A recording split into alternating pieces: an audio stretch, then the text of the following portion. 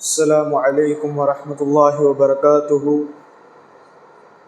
نحمد الله العليم ونصلي ونسلم على رسوله الكريم أما بعد فقد قال الله تعالى في القرآن الكريم والفرقان الحميد بعد أعوذ بالله من الشيطان الرجيم بسم الله الرحمن الرحيم الله الذي خلقكم من ضعف ثم جعل من بعد ضعف قوة ثم جعل من بعد قوة ضعفا صدق الله العلي العليم. وقال رسول الله صلى الله عليه وسلم في حديثه الشريف عليكم بسنتي وسنة خلفاء الراشدين المهديين تمسكوا بها وعضوا عليها بالنواجذ أو كما قال عليه الصلاة والسلام. அளவற்ற அருளாளனும் நிகரற்ற அன்புடனுமாகிய அல்லாஹ் ஒருவனுக்கே புகழ் அனைத்தும் உண்டாவதாக. அவனுடைய சாந்தியும் சமாதானமும் எம்பெருமானார் முஹம்மது முஸ்தபா ஸல்லல்லாஹு அலைஹி வஸல்லம் அவர்களின் மீதும் அன்னாரின் வாழ்க்கையை அடிபெறலாமல் அப்படியே வாழ்ந்து காட்டிய உத்தம சஹாபாக்கள், தாபிஈன்கள், தபஅ தாபிஈன்கள், ஹத்தாபுகள், அவுலியாக்கள், ஷுஹதாக்கள், சாலிஹீன்கள் என அத்தனை நல்லடியார்கள் மீதும் உண்டாவதாக. குறிப்பாக இந்த ஜுமாவில் கலந்து கொள்வதற்காக வந்திருக்கக்கூடிய நம் அனைவரின் மீதும் என்றென்றும் நின்று நிலவட்டுமாக. ஆமீன். அல்லாஹ் சுப்ஹானஹு தஆலா ஒவ்வொரு படைப்பினங்களை படைக்கின்ற பொழுதும் ஒரு உயரிய நோக்கத்திற்காக, ஒரு உயரிய நோக்கத்தின் வெளிப்பாட்டின் காரணமாக அல்லாஹ் தஆலா ஒவ்வொரு படைப்பினங்களையும் ஏற்படுத்துகின்றான். பொதுவாக நாம் உலகத்தினுடைய விஷயத்தை எடுத்துக்கொண்டாலும், நாம் ஏதேனும் ஒரு விஷயத்தை செய்கின்றோம் என்று சொன்னாலும், ஏதேனும் ஒரு விஷயத்தை உருவாக்குகிறோம் என்று சொன்னாலும் கூட அதற்கு பின்னால் குறிப்பிட்ட ஏதேனும் ஒரு நோக்கம் கட்டாயமாக இருக்கும். நோக்கம் இல்லாமல் எந்த ஒரு செயலும் செய்யப்படுவது கிடையாது. எந்த ஒரு பொருளும் எந்த ஒரு படைப்பும் படைக்கப்படுவது கிடையாது. அந்த அடிப்படையில் அல்லாஹு தஆலா இந்த உலகத்தை படைத்தது அல்லாஹு தஆலா ஒரு உயரிய நோக்கத்திற்காக. உலகத்தை படைத்து உலகத்தில் மனிதர்கள் தான் வாழ வேண்டும். மனிதர்களை வாழ வைத்து மனிதர்கள் மூலமாக அல்லாஹு தஆலா எதிர்பார்ப்பது என்ன? மனிதன் இறைவனுக்கு என்ன செய்ய வேண்டும்? இறைவன் மனிதனை படைத்ததற்கான முக்கிய காரணம் என்ன? இறைவன் மனிதருக்கு பல்வேறு விதமான ஆற்றல்களையும் பல்வேறு விதமான திறன்களையும் பல்வேறு விதமான கடமைகளும் அல்லாஹு தஆலா கொடுத்திருக்கின்றார். வெறுமனே அல்லாஹு தஆலா மனிதனை படைத்து விட்டு நீ உலகத்திற்கு சென்று வாழ்ந்து உன்னுடைய வாழ்க்கை கழித்து விட்டு சுகபோகமாக வாழ்ந்து விட்டு உலகத்தை விட்டு நீ பிரிந்து சென்று விடு என்று அல்லாஹு தஆலா கூறவில்லை. அதற்கு மாற்றமாக அல்லாஹு தஆலா உலகத்தில் நம்மை ஒரு குறிப்பிட்ட காலத்திற்கு அனுப்பி வைத்து இந்த குறிப்பிட்ட காலத்தில் நாம் என்னென்னவெல்லாம் செய்ய வேண்டும், இறைவனுக்கு நாம் என்னென்னவெல்லாம் செய்ய வேண்டும், நம்முடைய சுய ஒழுக்கத்திற்காக நம்முடைய சுய கட்டுப்பாட்டிற்காக என்னென்ன விஷயங்கள் எல்லாம் செய்ய வேண்டும். வெறுமனே வாய்மொழியாகவும் வெறுமனே புத்தகத்தையோ வேதங்களையோ கொடுத்து விட்டு அல்லாஹ் தஆலா இதைத்தான் செய்ய வேண்டும் என்று கூறவில்லை. மாறாக எப்படி வாழ வேண்டும், வாழ்க்கையினுடைய கட்டமைப்பை வாழ்வியல் வழிகாட்டியாக நாயகம் ஸல்லல்லாஹு அலைஹி வஸல்லம் அவர்கள் அல்லாஹ் தஆலா அனுப்பி வைத்திருக்கின்றார். ஒவ்வொரு உம்மத்தார்களுக்கும் ஒவ்வொரு நபிமார்களை அல்லாஹ் தஆலா அனுப்பி வைத்து வாழ்க்கையினுடைய வழிமுறைகள், தங்களுடைய வாழ்க்கை எப்படி அமைத்துக் கொள்ள வேண்டும், மனம் போன போக்கில் வாழ்க்கை வாழ வேண்டுமா, அல்லது இறைவன் கற்றுக் கொடுத்தபடி நபிகள் கற்றுக் கொடுத்தபடி அந்த உம்மத்திற்காக அனுப்பப்பட்ட தீர்க்கதரிசியான நபிமார்களும் ரசூல்மார்களும் கற்றுக் கொடுத்தபடி வாழ வேண்டுமா என்பதை நாம் சிந்திக்க கடமைப்பட்டிருக்கின்றோம். ஒவ்வொரு உம்மத்தார்களுக்கும் குறிப்பிட்ட நபிமார்கள் அல்லாஹ் தஆலா அனுப்பி வைத்திருக்கின்றார். அந்த நபிமார்கள் காட்டக்கூடிய வழியை அவர்கள் பின்பற்றினார் என்று சொன்னால் அல்லாஹ் தஆலா கட்டாயமாக அவருடைய உலக வாழ்க்கையும் செழிப்பானதாக ஆக்குவான். அதை தாண்டி நாளை வாழக்கூடிய மறுமையினுடைய வாழ்க்கையும் அல்லாஹ் தஆலா செழிப்பாக ஆக்குவான் என்பதில் எந்த ஒரு சந்தேகமும் கிடையாது. ஆனால் இன்றைய உலகத்தில் நாம் பார்க்கின்ற பொழுது, பொதுவாக உலகத்தை நாம் பார்த்தோம் என்று சொன்னால், உலகத்தில் மனிதனுடைய வாழ்க்கை எப்படி பார்க்கப்படுகிறது என்று சொன்னால், பொதுவாக இஸ்லாமியர்களுடைய பார்வை வேறு, அதை தாண்டி இருக்கக்கூடிய மாற்று மதத்தவர்கள், மற்ற மதங்களில் இருக்கக்கூடிய வாழ்க்கையின் பற்றிய சிந்தனையை நாம் யோசித்து பார்த்தோம் என்று சொன்னால், வாழ்க்கை என்பது நாம் இந்த உலகத்தில் வாழ்வது மட்டும்தான். மறுஜென்மம் என்பது கிடையாது. இறந்துவிட்ட பிறகு மீண்டும் உயிர் கொடுத்து அல்லாஹு தஆலா மறுமையில் எழுப்புவான், இறைவன் எழுப்புவான் என்ற நம்பிக்கைகள் எல்லாம் கிடையாது. இஸ்லாமிய மார்க்கம் மட்டும்தான். யார் ஒருவர் இந்த உலகத்தில் வாழக்கூடிய தன்னுடைய வாழ்க்கையை டெம்பரவரியான தற்காலிகமான வாழ்க்கையாக கருதி கொண்டு நாளை மறுமையில் நாம் வாழக்கூடிய வாழ்க்கை, நாளை மறுமையில் நாம் சென்று இறைவனை அடைந்து வாழக்கூடிய வாழ்க்கை தான் அசலான வாழ்க்கை என்று ஈமான் கொள்ளுகிறாரோ, நம்புகிறாரோ, அப்பொழுதுதான் அவருடைய நம்பிக்கை உறுதியானதாக பரிபூர்ணமானதாக ஆகும். ஒருவர் இந்த உலகத்தில் நான் வாழக்கூடிய இந்த வாழ்க்கை மட்டும்தான் அசலான வாழ்க்கை என்று நினைத்துவிட்டு நாளை நாம் மரணித்து விட்ட பிறகு, இறந்து விட்ட பிறகு வேறொரு வாழ்க்கை கிடையாது, இறைவன் மீண்டும் நம்மை எழுப்புவான் என்ற விஷயத்தில் நம்பிக்கை இல்லை என்று சொன்னால் கட்டாயமாக அவர் முஃமினாகவும் முஸ்லீமாகவும் கட்டாயமாக இருக்க முடியாது, ஈமானை விட்டு வெளியில் சென்றவராக ஆகிவிடுவார். ஆக இந்த உலகத்தினுடைய வாழ்க்கை இருக்கின்றது அல்லவா, இந்த உலகத்தினுடைய வாழ்க்கை ஒரு தற்காலிகமானதாக குறிப்பிட்ட சில நாட்களுக்காகவோ குறிப்பிட்ட சில ஆண்டுகளுக்காகவோ அல்லாஹு தஆலா ஏற்படுத்தி வைத்திருக்கின்றார். இன்னும் இந்த உலகம் எத்தனை நாட்கள் இருக்கும், எத்தனை நாள் அழியும் என்ற விஷயங்கள்லாம் இறைவனுக்கு மட்டும்தான் தெரியும். வாழக்கூடிய இந்த குறிப்பிட்ட சில நாட்களில் நம்முடைய வாழ்க்கை எப்படி அமைத்துக் கொள்ள வேண்டும், இந்த விஷயங்கள் எல்லாம் நாம் அதிகமாக தெரிந்து வைத்துக் கொள்ள வேண்டும். வெறுமனே உலகத்தில் நாம் வாழ்ந்து மற்றவர்கள் சொல்வது போல், மாற்றார்கள் சொல்வது போல் இருப்பது ஒரு லைஃப் தான், நம்ம காலை வாழ போகிறது கொஞ்ச நாள் தான், அந்த வாழ்க்கையை நாம் சந்தோஷமாக கழித்து கொண்டு இறைவனை பூர்த்தி செய்யாமல், இறை கட்டளையை பூர்த்தி செய்யாமல் நாம் இறந்து விட்டோம் என்று சொன்னால் மறுமை நாளே அல்லாஹு தஆலா நம்ம கேள்வி கணக்கு செய்து நரகத்தில் போடுவதற்கு கூட வாய்ப்புகள் இருக்கு. அல்லாஹு தஆலா நம் அனைவரையும் பாதுகாக்க வேண்டும். பொதுவாக அல்லாஹு தஆலா மனிதனுடைய வாழ்க்கை 3 விதமாக கட்டமைத்து வைத்திருக்கின்றான். 3 விதமான கட்டமைப்பு குர்ஆனில் அல்லாஹு தஆலா கூறுகின்ற பொழுது, அல்லாஹுல்லதீ ஹலகக்கும், அல்லாஹ் எப்படிப்பட்டவன் என்று சொன்னால் உங்களை படைத்திருக்கின்றான், மின் லுஃபின், ஒரு பலகீனத்திலிருந்து அல்லாஹு தஆலா உங்களை படைத்து, சும்ம ஜஅல மின் பஅதி லுஃபின் குவ்வத்தன், அந்த பலகீனத்திற்கு பிறகு அல்லாஹு தஆலா ஒரு பலத்தை கொடுத்தான். அதை தொடர்ந்து அல்லாஹு தஆலா பேசுகின்ற பொழுது இப்படி பேசுகின்றான், சும்ம ஜஅல மின் பஅதி குவ்வத்தின் லுஃபா, மீண்டும் பலத்தை கொடுத்த இறைவன் மீண்டும் பலகீனத்தை மீட்டுகின்றான். இந்த ஆயத்தினுடைய தப்சீர்களை, விளக்கத்தை நாம் எடுத்து பார்க்கின்ற பொழுது, பலகீனத்திலிருந்து மனிதன் படைக்கப்பட்டு சிறிது காலம் பலம் கொடுக்கப்படுகிறது, மீண்டும் அந்த பலம் பறிக்கப்பட்ட பிறகு மீண்டும் அல்லாஹ் தஆலா பலகீனத்தை ஏற்படுத்துகின்றார். இந்த ஆயத்தை முழுவதுமாக நாம் அலசி ஆராயம் செய்கின்ற பொழுது பல்வேறு விதமான விளக்கங்கள் நமக்கு கிடைக்கின்றது. பலகீனம் என்று முதலில் அல்லாஹ் தஆலா குறிப்பிடுகின்ற லுஃப் என்ற வார்த்தை பலகீனத்திற்கான அர்த்தத்தை நாம் பார்த்தோம் என்று சொன்னால், அல்லாஹ் தஆலா குழந்தை பிறக்கின்ற பொழுது பலகீனமானதாக, மிகவும் பலகீனமானதாக, சக்தியற்றதாக, பலம் இல்லாததாக அல்லாஹ் தஆலா ஏற்படுத்துகின்றார். ஒரு குழந்தைக்கு போதுமான அளவு பலம் இருக்குமா என்று கேட்டால் கட்டாயமாக இருக்காது. அதை அல்லாஹ் தஆலா முதலாவது பலகீனமாக குறிப்பிடுகின்றார். அதை தாண்டி அல்லாஹ் தஆலா குழந்தை பருவத்தை அல்லாஹ் தஆலா இப்படி குறிப்பிடுகின்றார்.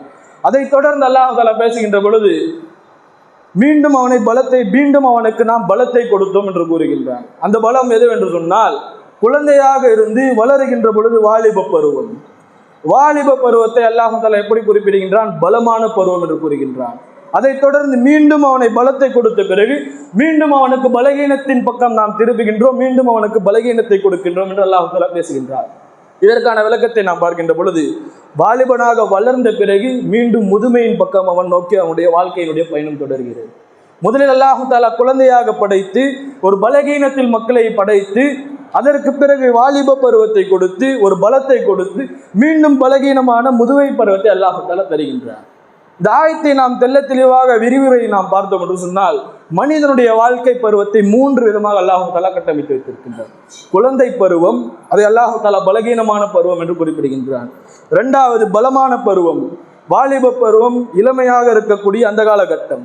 மீண்டும் அல்லாஹ் தஆலா 3வதாக முதுமை பருவத்தை குறிப்பிடுகின்றான். அந்த முதுமை பருவத்தை அல்லாஹ் தஆலா பலகீனமானதாக அல்லாஹ் தஆலா குறிப்பிடுகின்றான். காரணம் என்னவென்று நாம் பார்த்தோம் என்று சொன்னால், குழந்தையாக இருக்கக்கூடிய நபர் பலகீனமானவராக இருப்பார். அதை தொடர்ந்து வரக்கூடிய வாலிப பருவத்தில் சக்தி வாய்ந்தவராக, பலம் வாய்ந்தவராக, உடல் தோதுவானதாக இருக்கும். மீண்டும் அவன் முதுமையின் பருவத்தை நோக்கி செல்லுகின்ற பொழுது அவனுடைய உடல் மீண்டும் பலகீனமானதாக ஆகும் என்பதில் எந்த ஒரு சந்தேகம் கிடையாது. அல்லாஹ் தஆலா மனிதனுடைய வாழ்க்கை 3 விதமாக கட்டமைத்திருக்கின்றான்.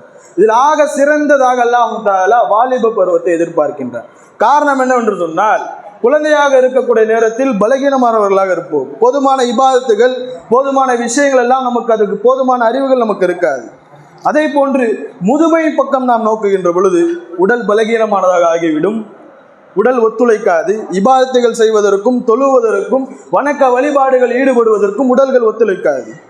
ஆக அல்லாஹு தஆலா இந்த பருவத்தை பலகீனமான பருவமாக குறிப்பிடுகின்றான். பலமான பருவமாக அல்லாஹு தஆலா வாலிப பருவத்தை குறிப்பிடுகின்றான். வாலிப பருவம் இருக்கின்றது மிகவும் ஒரு சிறந்த பருவமாக, பலமான பருவமாக இருக்கின்றது. இதன் காரணமாகத்தான் அல்லாஹு தஆலா இப்படி விரும்புகின்றான். முதுமை காலத்தை அடைந்து வயோதிகத்தை அடைந்து நாம் அதிகமாக இபாதத்துகள் செய்வதை விட வாலிப பருவத்தில் உடல் சுகமாக இருக்கக்கூடிய நேரத்தில், பலமாக இருக்கக்கூடிய நேரத்தில் நாம் இபாதத் செய்கின்றோமே, அது அல்லாஹு தஆலாவுக்கு மிக விருப்பமானதாக இருக்கின்றது. முதுமை காலத்தில் பொதுவாக எப்படி என்று சொன்னால் எந்த ஒரு வேலையும் செய்ய முடியாது, எதுவும் செய்ய முடியாது. பள்ளியாசல் பக்கம் வந்து உட்கார்ந்துரும். அல்லாஹு தஆலா பாதுகாக்க வேண்டும். அல்லாஹு தஆலா அதை விரும்புவது கிடையாது. வாலிப பருவத்திலிருந்து அவனுடைய மரண பருவம், மரணத்தை அவன் அடைகின்ற வரை அல்லாஹு தஆலாவுக்கு முழுவதுமாக இபாதத்து செய்ய வேண்டும். வெறுமனே முதுமை பருவம் அடைகின்ற பொழுது மரணம் சிறிது காலத்தில் முன்னோக்கி இருக்கின்றது, வரப்போகின்றது என்ற ஒரு பயத்தின் காரணமாக பள்ளிவாசலை நோக்கி வருகின்றோம் அல்லவா, அல்லாஹு தஆலா பாதுகாக்க வேண்டும். வாலிபர்களாக இருக்கக்கூடிய நபர்கள் எல்லாம் கட்டாயமாக சிந்தித்து செயல்பட வேண்டும். அல்லாஹு தஆலா கொடுத்திருக்கக்கூடிய இந்த பலமான பருவத்தை அல்லாஹு தஆலாவுக்காகவும் நாயகம் ஸல்லல்லாஹு அலைஹி வஸல்லம் அவர்கள் கற்றுத்தந்த வழிமுறையில் நாம் பயன்படுத்த வேண்டும். இன்றைய நிலையில் நாம் பார்த்தோம் என்று சொன்னால், இளைஞர்களுடைய நிலையை நாம் ஆராய்ந்தோம் என்று சொன்னால், குறிப்பாக இஸ்லாமிய இளைஞர்களுடைய நிலைகளை பார்த்தோம் என்று சொன்னால் மிகவும் கவலைக்கிடமாக இருக்கின்றது.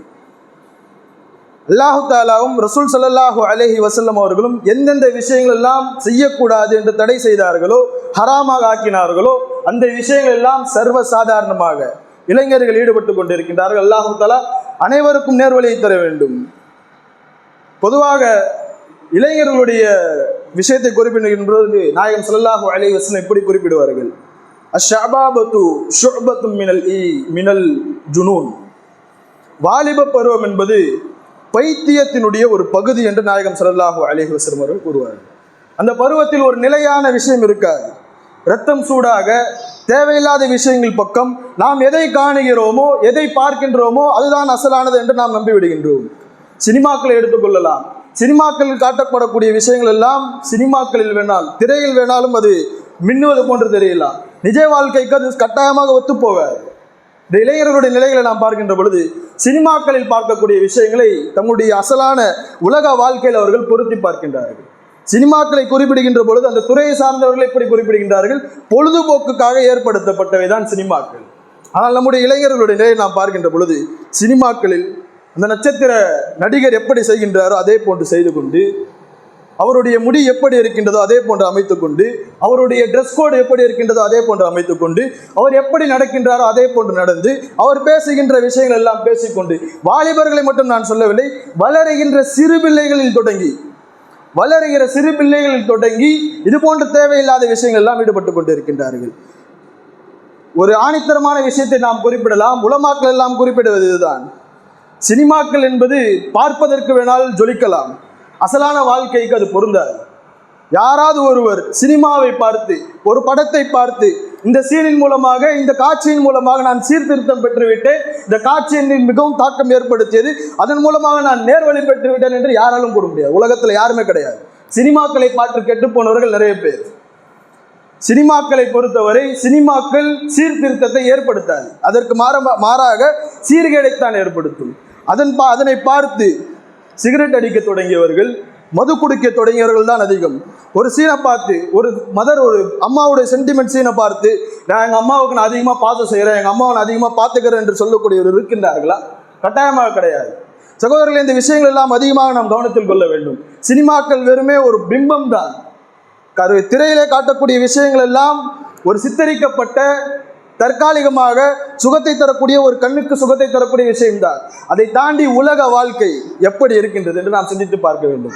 நாயகம் ஸல்லல்லாஹு அலைஹி வஸல்லம் அவருடைய காலகட்டத்தில் இருந்த இளைஞர்களுடைய நிலை எப்படி இருந்தது?